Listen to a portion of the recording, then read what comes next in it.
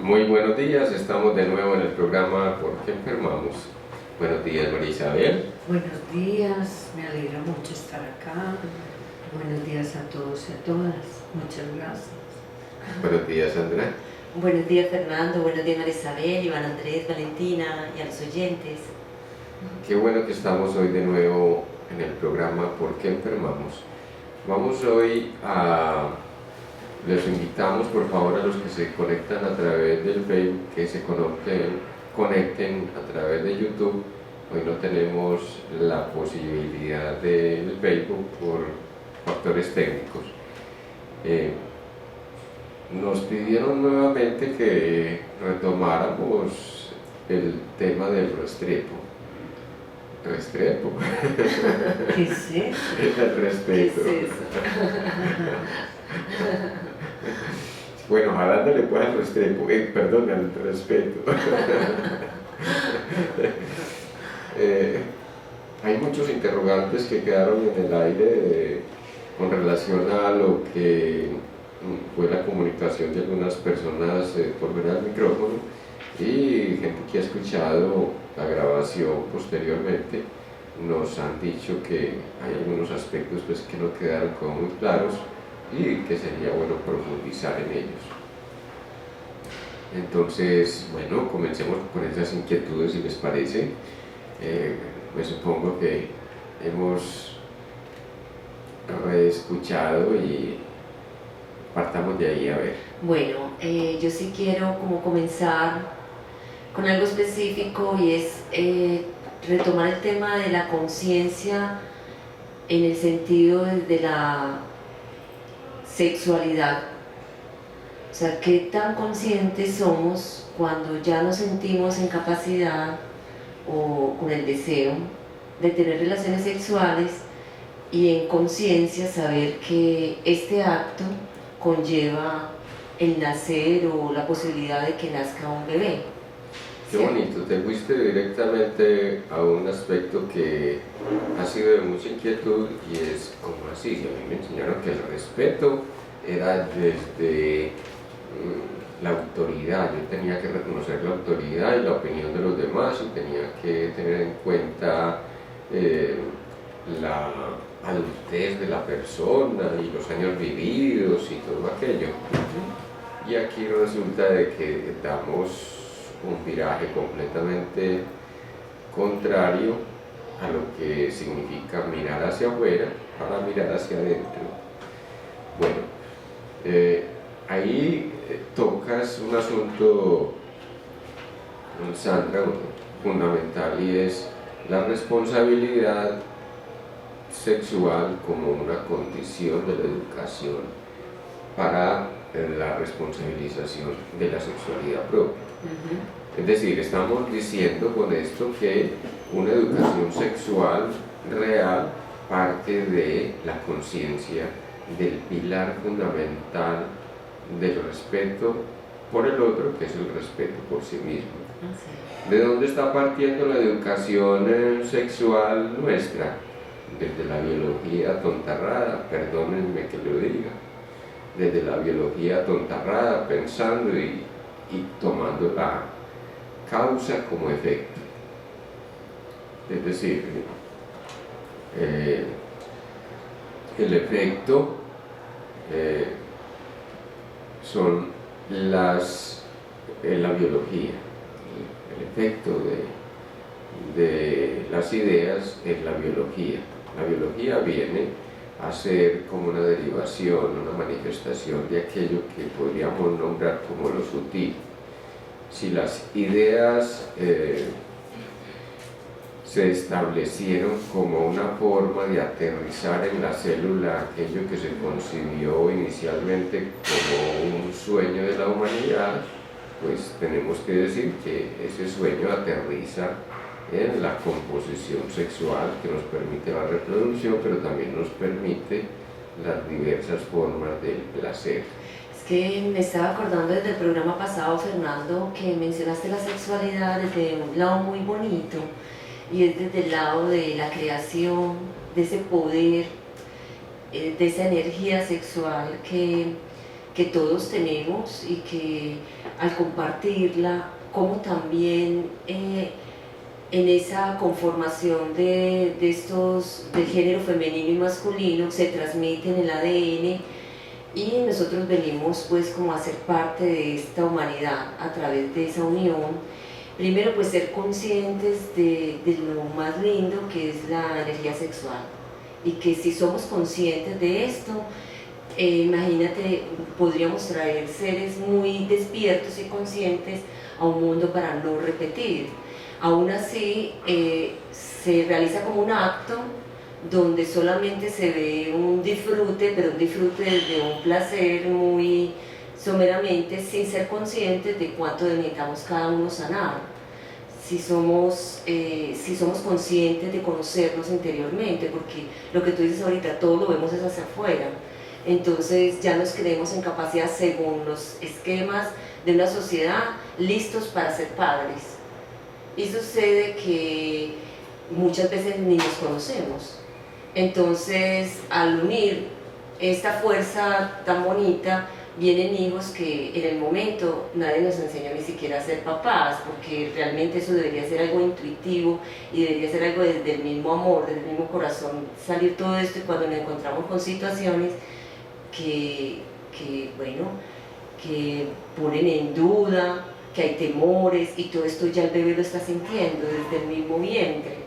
Entonces llega a un mundo en el cual él también viene a enfrentarse y que nosotros solamente lo que vemos es un bebé que no habla, que apenas está disque aprendiendo, pero él ya viene con una información totalmente y viene también a confrontar esto.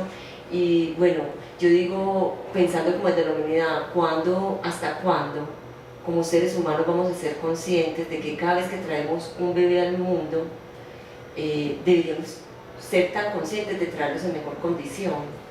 Entonces la educación actual reclama un viraje, ¿cierto?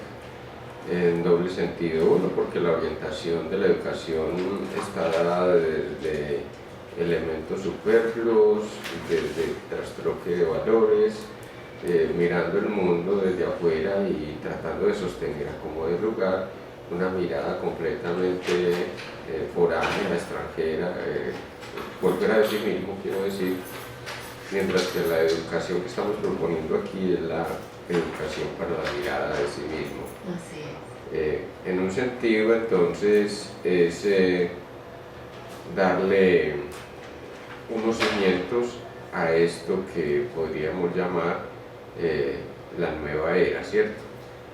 Unos cimientos desde el campo educativo.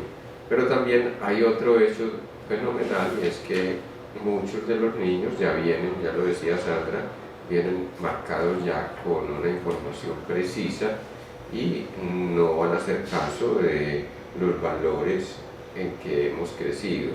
Sobre todo nosotros estamos en el cambio de era, dando el viraje en una suerte de valores que nos ha enseñado a ver el afuera, a imitar el afuera y en ese sentido entonces a ser clones unos de otros, ¿cierto? Entonces el niño es clon de la mamá o es una combinación entre papá y mamá y no hay una determinación de la valoración propia. No hay una conquista, una identidad, ni un reconocimiento un reconocimiento para rectificar del valor en identidad singular. exacto, ¿Cierto? Nosotros que estamos en esa transición, pues somos los que hemos de marcar la pauta, al menos para nuestra vida propia, y quizá aquellos que todavía nacen en esa vulnerabilidad de querer repetir los viejos esquemas. Sí, estaba precisamente pensando en un taller que hicimos ayer, me pareció muy bello, con una niña que está haciendo su práctica en psicología y ella está trabajando un poco cercana, digamos, a la psicología humana y a la humanista, y también entrándose un poco al tema del psicoanálisis. el tema era la violencia y el respeto. Y nos entregó una silueta con unos números y unas frases de palabras que recordáramos si las habíamos escuchado o si no las habían dicho con respecto a la violencia y que está muy vinculada con el respeto. Por ejemplo, cállate, fea, gorda, maluca, etcétera, etcétera. Es decir, pero sobre todo nos indicaban como palabras en la niñez y en la juventud, o que nos decía nuestra madre o el padre, sí, o los maestros, pues o en la escuela, y que las señaláramos si las habíamos vuelto a escuchar y qué habíamos sentido. Y cómo habían, pues digamos, resonado nuevamente en nuestro cuerpo y en la vida, pues como frente a la violencia. Y quiero pues especificarles que como explicaba pues la niña digamos en el taller y en la orientación que daba, cómo la violencia no necesariamente era pegar físicamente, sino que palabras que llegaban y golpeaban en nuestra psiquis y nuestro ser y nuestro cuerpo a nivel psicológico y cómo repercutían en la adultez.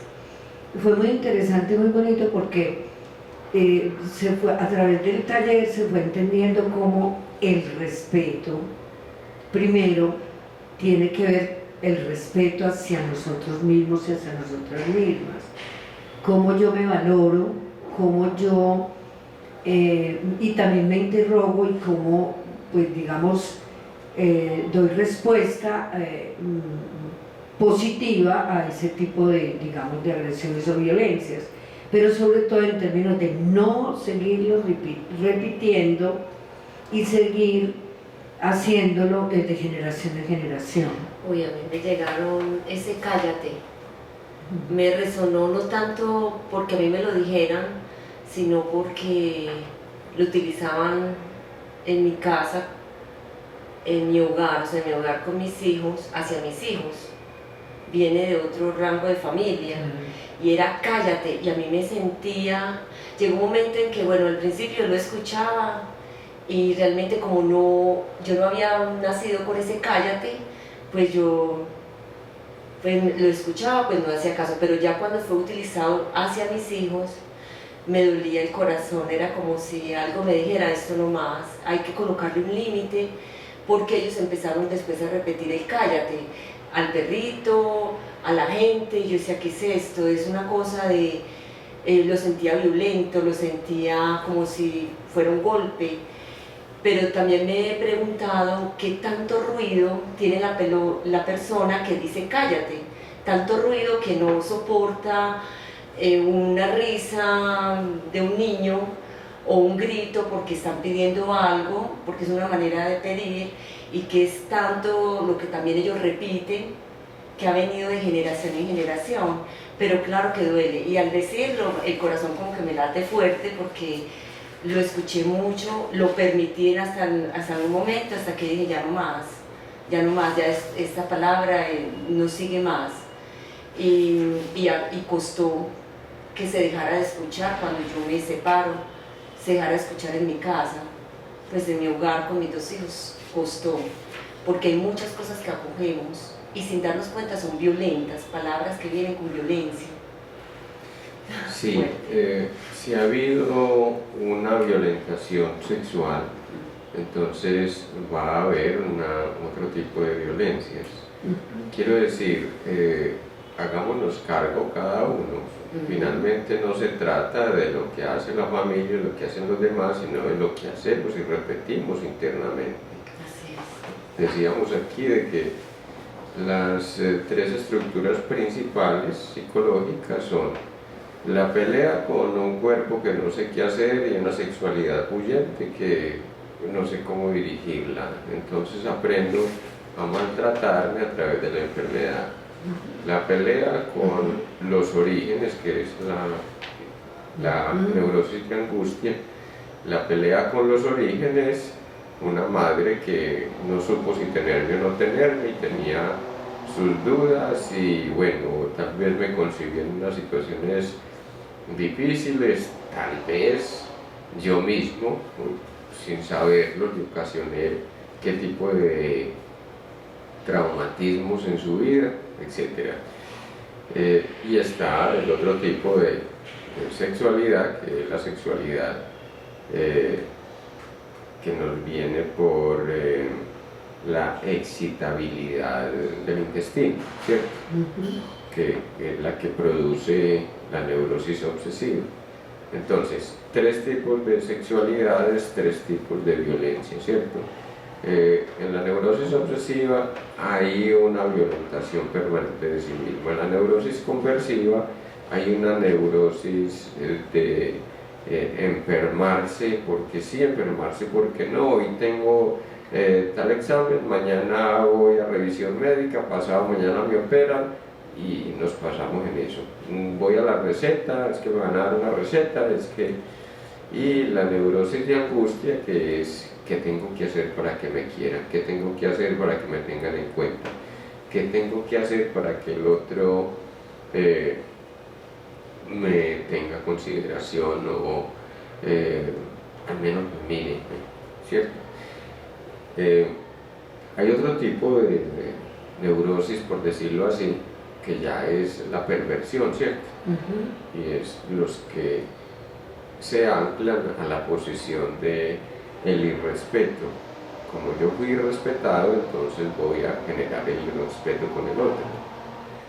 De la misma manera que a mí me violentaron, yo estoy justificado para ir por el mundo agrediendo a los demás, ya sea porque los robe, los agreda físicamente o porque los asalte sexualmente. Y eso es muy típico pues en nuestro medio. Y eso lo hacen de una manera consciente, pero con mucho dolor adentro. Es como si se tuvieran que vengar del mundo entero por lo que ellos hicieron y lo que le hicieron sentir. Y lo hacen desde la manera más dolorosa, sintiendo el dolor de que es una manera de venganza. Como que la sociedad, la tierra, la vida, algo les debe. Sí, Entonces van por el mundo cobrándose aquello que les han hecho. Y no quiero decir de que sean cosas radicalmente separadas. Generalmente combinamos esas 4 estructuras psicológicas.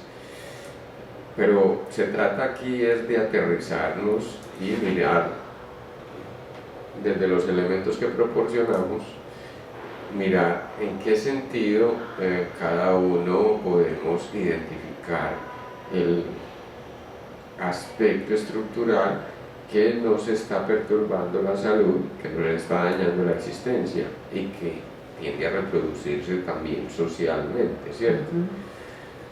Ahorita nombrabas, Isabel también lo hacía, Sandra, y es un asunto con la sexualidad desde el cállate que tiene que ver con aquello que se niega de la propia expresión de una excitabilidad temprana. Por ejemplo, si lo que hay que callar es la voz del otro, pues es un asunto con la oralidad, ¿cierto? Nos fastidió el niño que lloraba, nos fastidió el niño que ya gorjeaba, nos fastidió el niño que reía, nos fastidió el niño que gritaba, pero ese niño éramos nosotros. O que está jugando. Sí, exacto.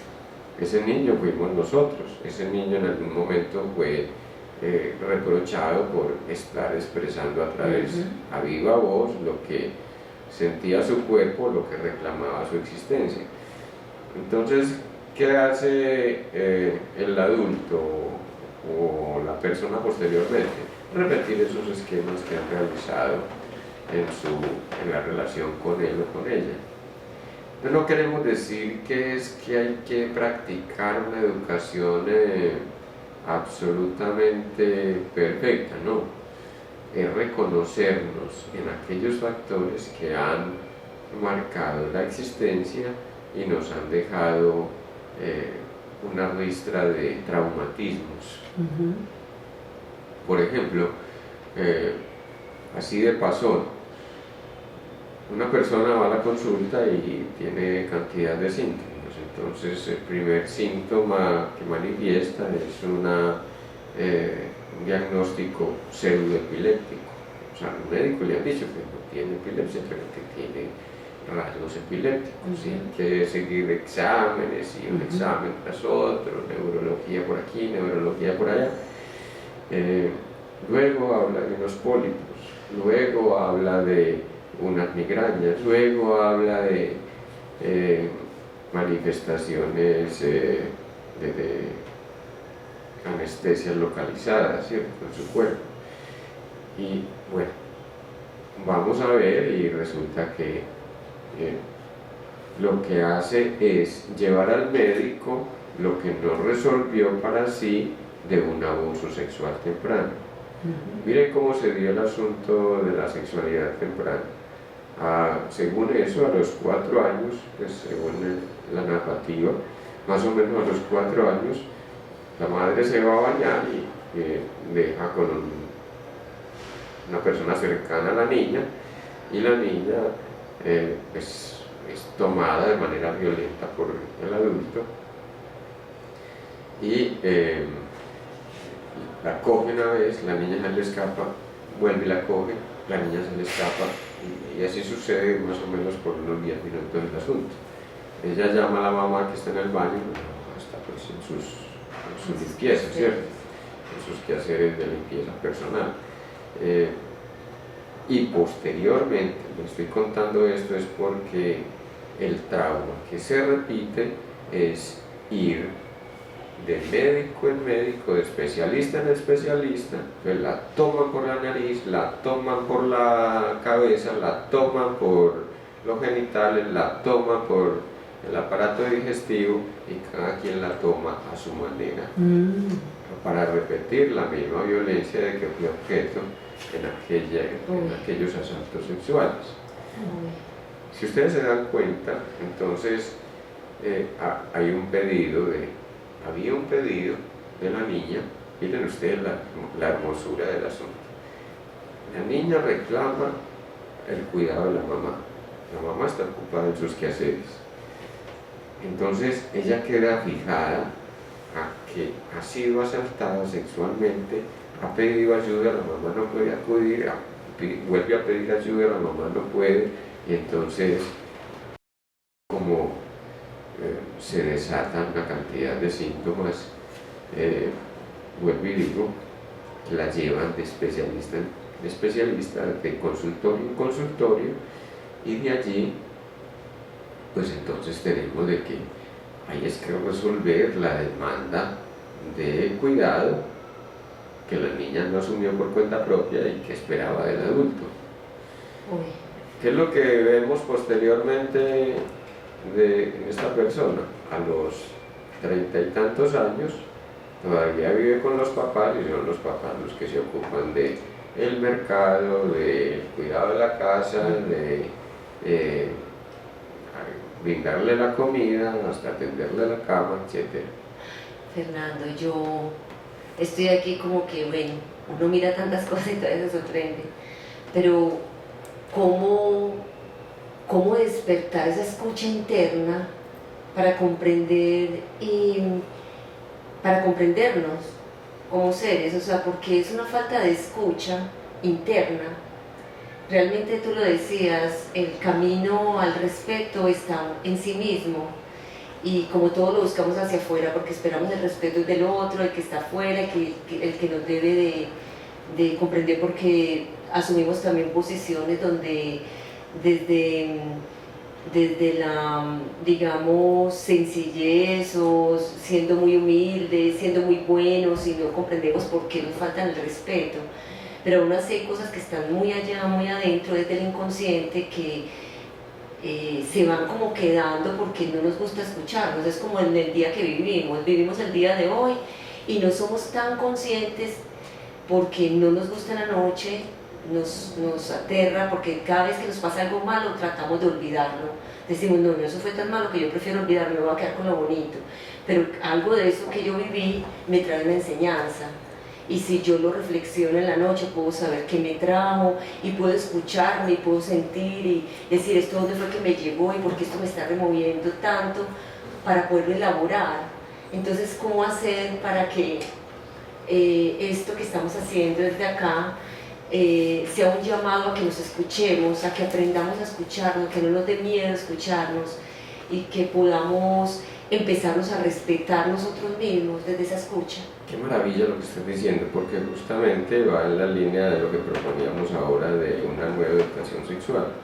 Y la educación sexual no ha de basarse en la transmisión de datos, sino en la comprensión de parte del docente. Y establecer un sistema de conectividad e integración, por ejemplo en los grupos, donde se puede hablar abiertamente de sexualidades, y hablar de sexualidades es hablar de aquello que cada quien tiene por decir.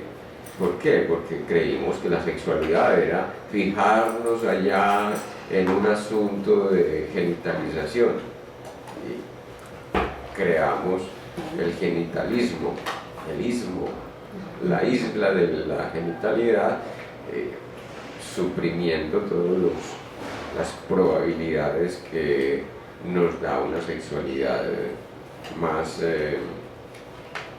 amplia, más compleja. La sexualidad tiene que ver con todos los aspectos del ser humano. Entonces, miren ustedes, ¿cómo hacer para que esa escucha de sí mismo se vaya estimulando y se vaya desarrollando? Pues si no tengo un ambiente de escucha, ¿cómo aprender a escucharme yo mismo? ¿Cómo aprender a darle importancia a lo mío si es que no, es que no es importante? Venga, usted tiene que escuchar a su profesor, y el profesor resulta siendo el proferos cuando ya no se siente escuchado, va a sancionar, va a calificar o va a hacer el quiz espontáneo, porque aquí me tienen que responder por lo que yo estoy transmitiendo. Y nos dejamos de fijar entonces en la humanidad de esos muchachos que están allí, ¿cierto?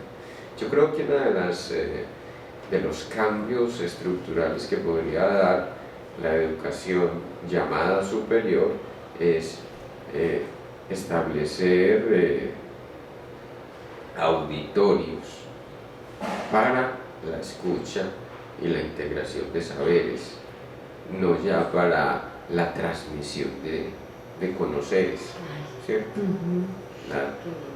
La integración de saberes es qué trae el uno, qué trae el otro, qué tiene por decir el uno, qué es lo que ha dejado de escuchar de sí mismo.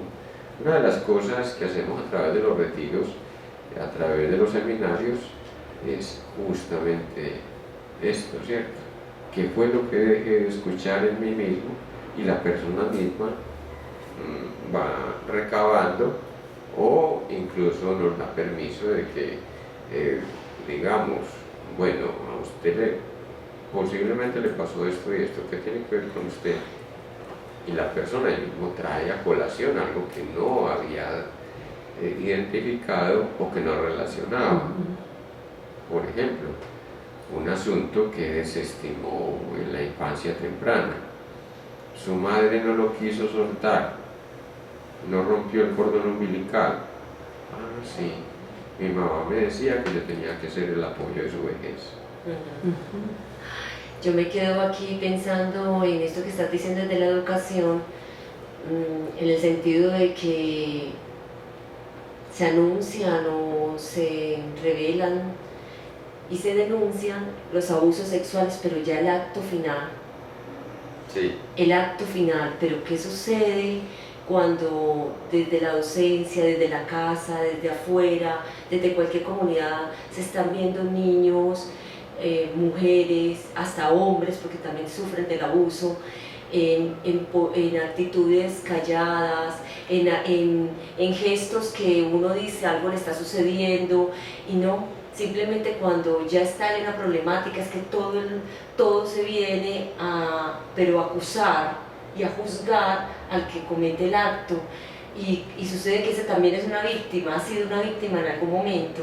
Y a mí me late el corazón muy fuerte porque estamos llamados a la escucha, pero desde los mismos gestos, no esperar lo otro para juzgar y solucionar esto desde algo ya penal o desde una crítica a una educación cuando ya las cosas llegaron a un límite.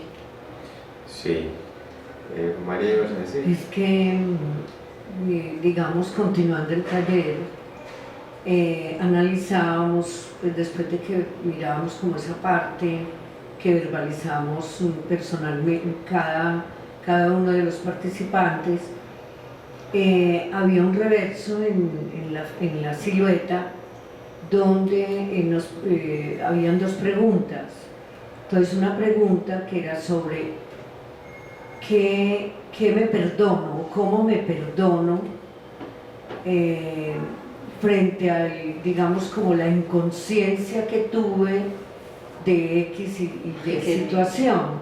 Por ejemplo, de Me Callas, que le ha hecho precisamente la explicación del contexto Fernando, que tiene que ver con toda nuestra sexualidad, cualquiera de esos elementos que enumerábamos, por ejemplo, candil de la calle, oscuridad de la casa, sinvergüenza, pero sobre todo está como dirigida a la sexualidad y a la violencia femenina, pues que es muy diciente porque incluso es diferente.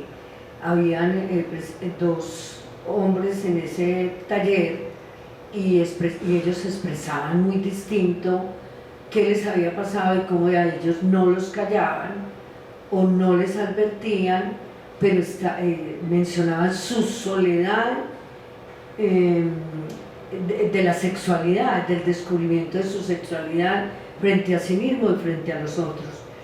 Entonces esa era como una parte, y la otra era ¿qué te perdono o qué le perdono al otro o a la otra frente a esa situación? Y hubo, pues digamos, como una aclaración, me pareció importante, que tiene que ver con la sexualidad y que tiene que ver con nuestro cuerpo como un cuerpo sagrado, como cuerpo sagrado de cada uno, digo, hablo mujer, hombre, donde cuando yo me permito no autorizar al otro para acceder a su placer o a la sexualidad.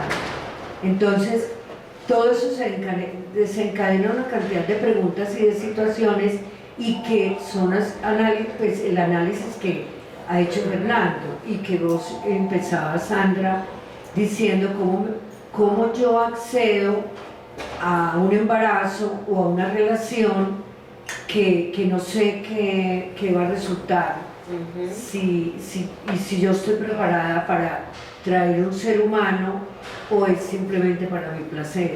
Entonces me parece que ahí también pues hay otros elementos que podemos analizar, como cuando yo decido mi sexualidad y cuando yo decido un acto de placer y de amor, me involucro para ese resultado que puede dar un fruto, pues cuando hablabas tú de un niño, de un ser humano distinto, y un ser humano deseado, resuelto, definido, bueno, etc. Entonces me parece que ahí también tiene que, pues me parecería muy importante que Fernando explicara qué diferencia hay entre ese ser deseado y ese ser no deseado, porque siempre en las situaciones que se expresan en un pequeño taller de esta índole, se expresan ese tipo de cosas. Fernando, antes de que tú digas, podría ser como una semejanza a lo que dices, que cuando dijiste que venía, yo dije fruto, y yo, tan lindo que nos reconozcamos como tierra, porque si lo reconocemos, nosotros sembramos semillas, ¿cierto? Y esa semilla y ese fruto que nace es un bebé. Entonces es tan lindo porque ¿qué es lo que queremos sembrar para esta nueva tierra? Muy bien. Si lo tomamos a conciencia, pues entonces tendríamos de que si la madre está psicológicamente bien equilibrada o está en armonía, para decirlo así, nombrándolo de una manera muy encumbrada, no va a tener contradicción con el asunto de quedar en embarazo, ¿cierto? Y eso, pues, trae seguridad y no va a generar el efecto nocivo para el hijo. Aquello que resolvemos para nosotros lo resolvemos para la humanidad, por tanto lo resolvemos para las generaciones venideras. Una persona que entra o queda en embarazo, sea hombre o sea mujer, pues le va a hacer repetir al hijo lo mismo de que ha sido víctima. Tuvo demasiado cuidado, bueno, entonces demasiado cuidado puede haber sido una compensación del deseo de abandono de una madre, ¿cierto? Entonces el niño lo que percibió inconscientemente fue el abandono con que la mamá se abandonó a él. Es decir, le puso no se abandonó a sí mismo, sino a él. Exacto, se abandonó a él, se entregó demasiado a él. Entonces el niño va a ver el ejemplo de la madre que, no asumiendo su propio abandono, creyó que era poniéndole mucho cuidado al niño que iba a darle lo mejor de su vida. O a la inversa, ¿cierto? Esa ambivalencia ahí de quiero pero no quiero, sí pero no.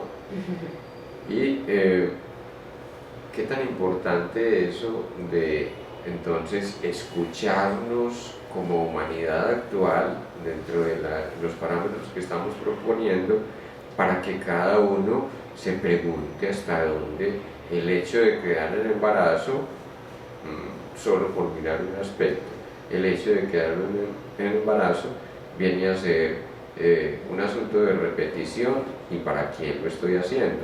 Exacto. Entonces es muy propio que un adolescente quede en embarazo para quienes previenen el embarazo adolescente, porque ya sabemos que la prevención es una manera de promoción, ¿cierto? O sea, si está siendo si tan... no se hace, pues, orientado en los mejores términos, ¿o en qué sentido? Si es tan escandaloso quedar en embarazo en adolescencia, pues entonces yo les voy a dar de que escandalizarse.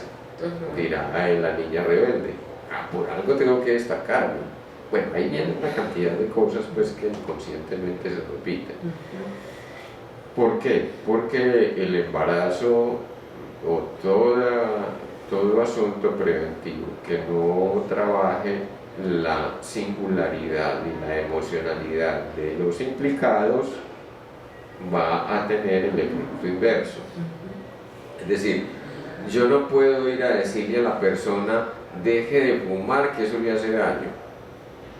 Sí. No, ¿por qué la persona fuma? Miren la pregunta diferente. No nos estamos yendo al asunto de la causa, sino que estamos acudiendo a la represión. Pues o al síntoma. O al síntoma, Sí. exacto, la manifestación. Deje de fumar, que eso le hace daño. No, pregúntele a la persona por qué está tan ansiosa o qué le pone ansioso. No, es que yo no fumo por ansiedad. Bueno, algo está repitiendo ahí que no es tuyo. Tu papá y tu mamá fumaban. Ah, sí. Cuando me concibieron, ellos eran fumadores empedernidos. No, bueno, entonces traes una adicción al tabaco por asunto genético. Eso se puede modificar, ¿cierto? Fernando, y también podría ser no solamente el tabaco, sino ansiedades en otro sentido. O sea, en el sentido de que de pronto se come las uñas, el padre se come las uñas en una ansiedad, y esto también podría ser otro tipo de ansiedad que para el hijo podría ser a través del tabaco. Muy bien. Qué bueno que lo digas, porque no es un asunto de lo aparente, ¿cierto? Exacto. Generalmente el inconsciente se intenta camuflar Entonces, esquivo un padre adicto. Entonces yo dejo de ser adicto, por ejemplo, al tabaco o al alcohol y me convierto adicto a los dogmas religiosos. Así es. Entonces necesito siempre ir prosternado por la vida, de rodillas, por favor, es un tema. Necesito ir de rodillas por la vida porque es que yo tengo que superar a mi papá. Lo estoy superando, no, estoy repitiendo de otra manera la ansiedad o la sintomatología del padre. Son cosas como tan sutiles que muchas veces no las relacionamos, pero que están allí como en un hilito que une eso con lo otro. Y desde ahí la escucha, y es como ese estar muy atento a lo que nos llega, y es como el llamado a autocuidarnos, a ser conscientes que si nos llegan cosas, es un llamado, por algo nos llega, por dónde es, a ser más observadores, a no tomarlo de una manera como evasiva, de que esto no me pertenece. Y aceptar que necesitamos escucha en un momento determinado, o sea, hay cosas que no podemos manejar por nosotros. O sea, es que yo tengo esta situación y yo le doy por aquí, le doy por allá y no logro superarla. O hay momentos en que uno dice, no, desde afuera se ve más claro, tengo que aprender a mirarme desde afuera. ¿Cómo aprendo a mirarme desde afuera? A través de la mirada especular que me da un terapeuta. Es decir, como si el terapeuta fuera el espejo que me devuelve aquello que yo todavía no vi. Ay, qué bonito, Fernando, porque realmente, y tener un buen terapeuta, o sea, que sea el espejo de esa persona, porque es algo bonito, porque muchas veces no nos damos cuenta, estamos totalmente dormidos y pensamos que todo está afuera, que todo es de a quién culpamos. Ajá. Y es una cosa de darnos cuenta que está dentro, porque eso son cosas dentro, ¿no? Ya no se trata, y ese yo siento que fue el llamado que tú hiciste, empecémonos a ser responsables de nosotros mismos. Muy bien, y actualmente pues no solamente está el psicoanálisis, está la psicomagia que logra ir profundamente, está el chamanismo y otra cantidad de variaciones terapéuticas, de vertientes terapéuticas, gracias, que nos permiten ir a profundidad en la modificación de estas composiciones sintomáticas, ¿cierto? Al menos la psicomagia va a nuestro inconsciente, el psicoanálisis va al inconsciente, el chamanismo va al inconsciente. Entonces es trabajar desde el trasfondo psíquico cada una de las situaciones traumáticas o aquellas fijaciones de la libido, entiéndase por libido, energía psíquica, que quedaron ahí anudadas a una infancia temprana. No sabemos en qué momento se fijó nuestra libido y está produciendo efectos repetitivos. O sea, se vuelve... sean enfermedades, formaciones sintomáticas, sea en forma de relaciones sociales, forma de relaciones familiares, etc. O sea, nos estás hablando de que nosotros hacemos actos repetitivos, cíclicos. Ajá. Y que realmente no nos damos cuenta de eso, que el hecho de algo cotidiano, como muchas veces no recordamos todo lo que pasa en un día, porque si hacemos el ejercicio de todo lo que yo hice ayer, habrá cosas que ya se me olvidaron, que el inconsciente las atrapa y ya las guarda. Habrá cosas que las que más me impacten, las que más me gustan, son las que quiero recordar. Del resto habrá cosas que ni siquiera recuerdo. Entonces vuelvo y las hago cíclicas en otro momento. Yo también estaba, ay, yo digo no, pues como devolviéndome y a un ejercicio que he venido haciendo, y pienso yo que tiene que ver también con, es decir, como devolver desde mis propios espejos, devolverme y preguntarme sobre esas situaciones, pues que se repiten. Entonces, haciendo un ejercicio con el sueño, de como insistir conscientemente, pero desde el inconsciente soñar, y de verdad que he estado soñando seguido y bastante. ¿Cómo? Cuéntanos cómo es. Pues, a ver, no sé, pues lo que pasa es que yo lo hacía incluso más antes y había dejado eso como de lado, pero de darle importancia, porque a mí los sueños me ayudan y me anuncian y me explican un montón de situaciones personales pues tenaces, y pienso yo que tiene que ver un poco como mi bajón energético que tuve la semana pasada, pero tiene que ver como con toda esa fuerza consciente que estaba haciendo con el sueño, y amanecí así pues como sin aliento, si no podía levantarme, pero de verdad tuve un sueño, por ejemplo, que me explicó muchas cosas, y era un sueño donde yo estaba desbaratando una casa y la desbaraté y yo ayudé a desbaratarla y entraba y saqué todo, pero desbaratarla era como las vigas, como las cosas, pero quedaba la casa sin vigas y sin esqueleto. Luego vi en ese mismo sueño saliendo unas personas con un ataúd y llevaban un ataúd y yo detrás del ataúd y corriendo y corriendo y corriendo y no los alcancé, se me fueron. Y al final del sueño encontré un camino lleno pues como de luz. Ay, qué lindo. Y de fuerza, y yo pues cuando desperté dije, esto es, pues no es desbaratar la casa, no tiene que ver con mi cuerpo y mi esqueleto, sino con estar más tranquila y encontrar la luz. Exacto, reconocerme en luz, reconocerme en luz. Vamos a la participación de los oyentes. Sí, doctor, tenemos un comentario de Beatriz Calle Valencia y dice: buen día, gracias Fer por el enfoque sobre la educación sexual y me gustaría que afianzaras más sobre esa forma de abordar este tema. Un abrazo desde Argentina. Qué lindo. Qué bonito, gracias Beatriz, qué bonito. Estamos entonces proponiendo un método de educación que se cimenta en el diálogo en el aula. Ya no hablar para el estudiante, sino permitir y dirigir a través de la presencia del adulto, avisado del inconsciente, avisado de sí mismo, más exactamente avisado de sí mismo, que puede orientar su trabajo en la edificación de condiciones para la salud y el bienestar. Verdades útiles, por favor, verdades útiles.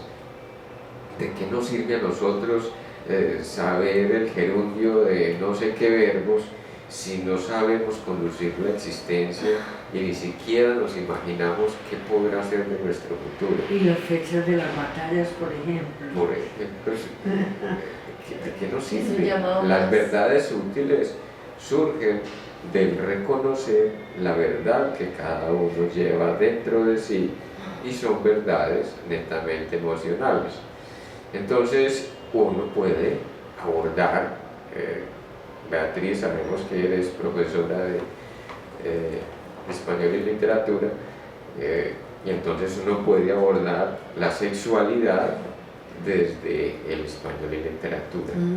A ver, ¿qué dificultad tenemos cuando expresamos? Que es que a mi papá lo operaron de la adenoides, a mi mamá se le inflamaron siempre las amígdalas, o a mí se me inflaman las amígdalas cada tanto. Ahí está la sexualidad huyente. ¿Qué fue eso que me atraganté cuando se me inflamaron o se me inflaman, o en mi caso se inflaman? Porque también hay que reconocer que el síntoma singular dentro de la familia está representando al colectivo, igual que el síntoma particular en lo social está representando la sociedad. Por ejemplo, el cáncer es típico de los países occidentales. China tiene 1.400 millones de habitantes y sus porcentajes son de cáncer. El porcentaje de cáncer son del 0.0 no sé cuánto por ciento, o sea, ínfima cantidad de cáncer, lo que en otras áreas de la salud se dispara. Pero estamos diciendo aquí de que, por ejemplo, siendo el cáncer, creo que el tercer factor de mortandad en Occidente, en primer lugar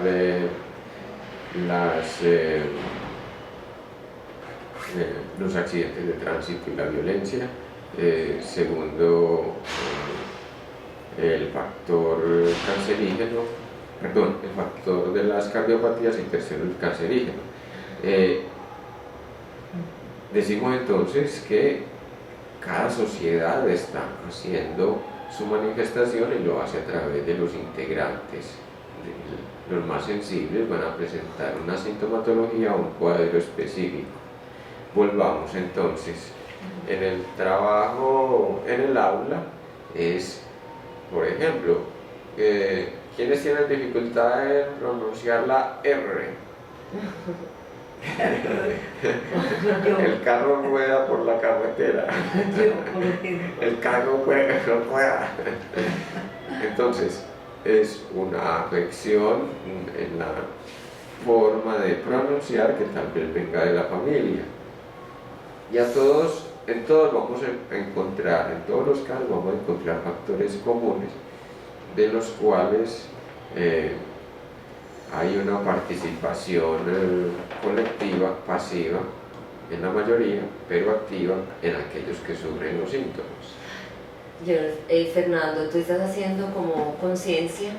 Primero nos mencionaste al principio del programa que los hijos son clones, o sea, somos clones. Clones quiere decir que tenemos energía de mamá y papá, energía de una ascendencia, energía que no la hacemos tan consciente, y desde allí sí estamos atentos, y hace la invitación pues en este momento Beatriz de estar atento de que esa personita que llega es un clon en energía de una ascendencia, que lo que trae, digamos que aquí no es el propósito tanto que vamos a sanar a papá y a mamá, sino como que cómo podemos despertar en ese niño una autosanación para él, para empezar a liberar esas energías y reconocerse en otra energía, en una energía propia con identidad, donde pueda él también reconocer. Y aquí es cuando le decías a María de que somos luz, no es tanto de verlos como luz, sino también reconocer esas energías que son energías,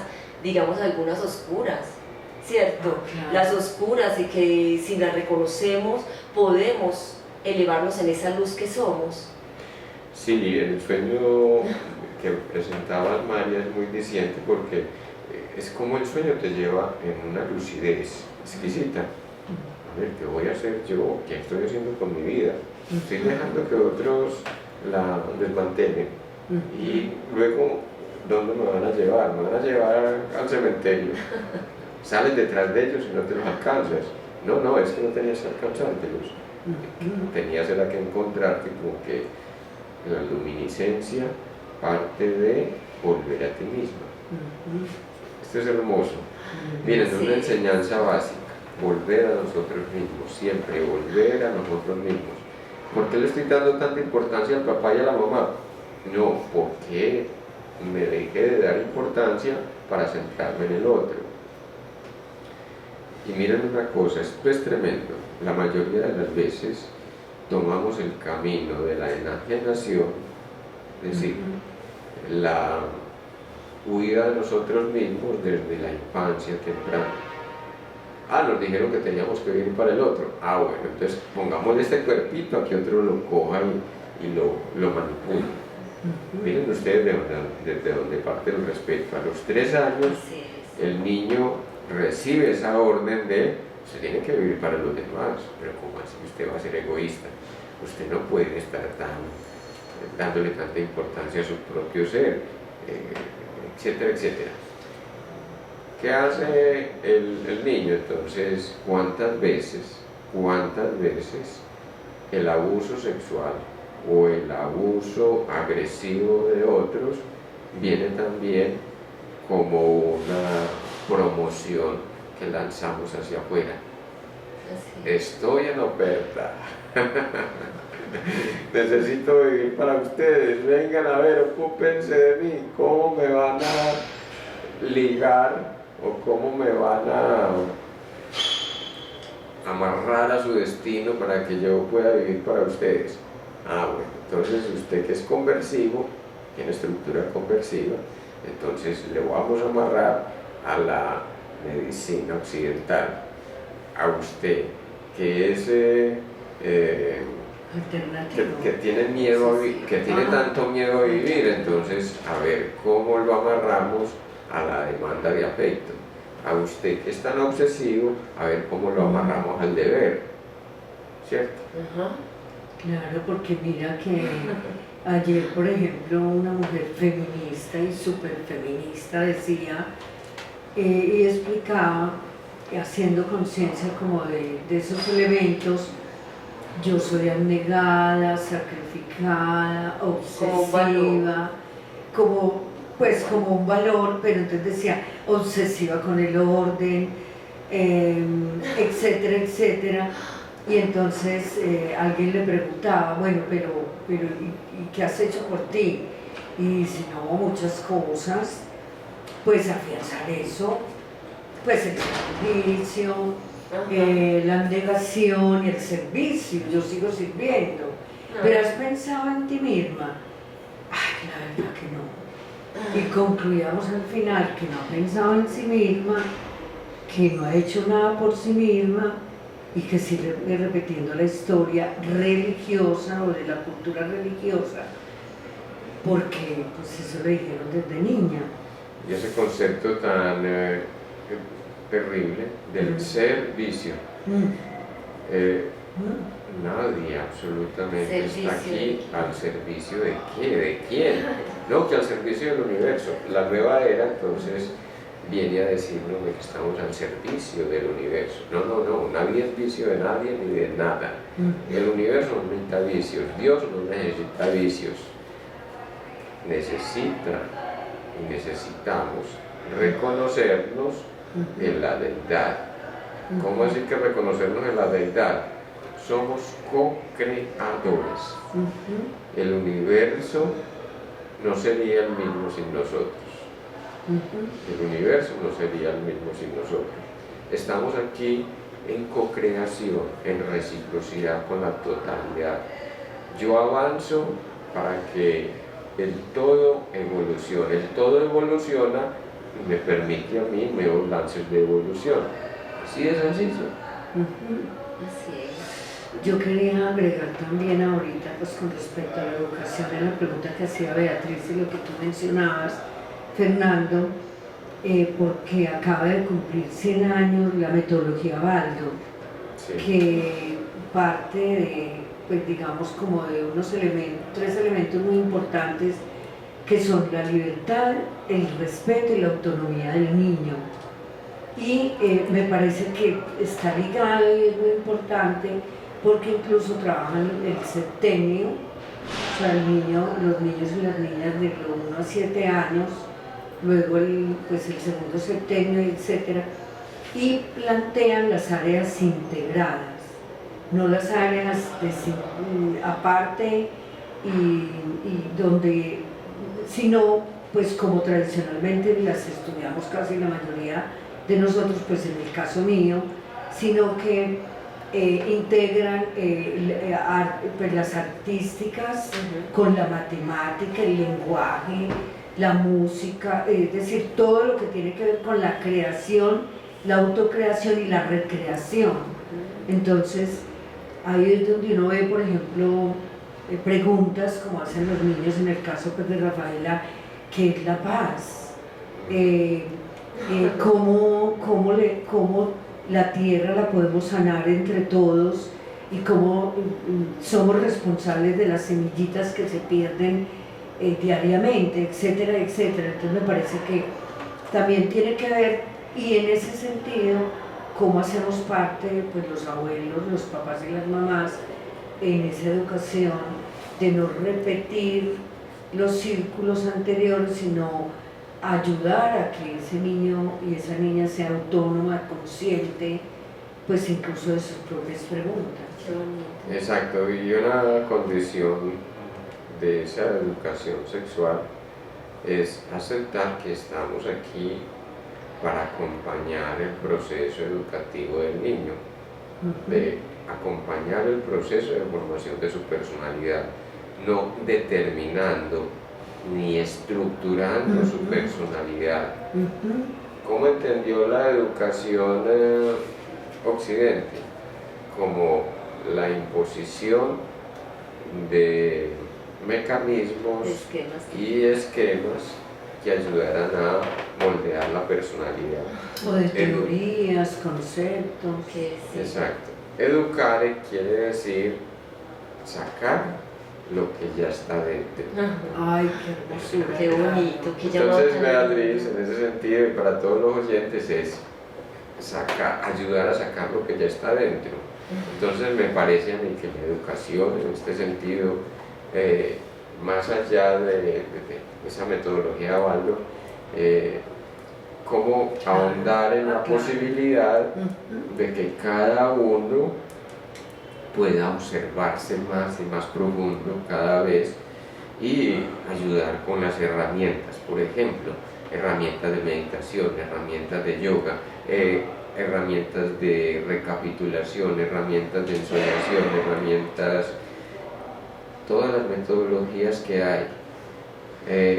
No quería dejar en punta algo que quería contarles, y es que se acaba de estrenar la película Psicomagia de Alejandro Jodorowsky, para que nos familiaricemos con esa metodología, que nos va a ayudar mucho a ver la hondura de lo que significa esa sanación desde el ritual.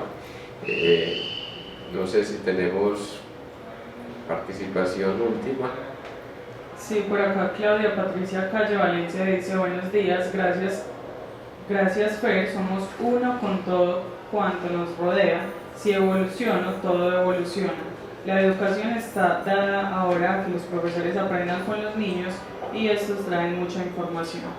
Uy, qué Muchísimas gracias y un feliz día para todos. gracias. Gracias. Gracias.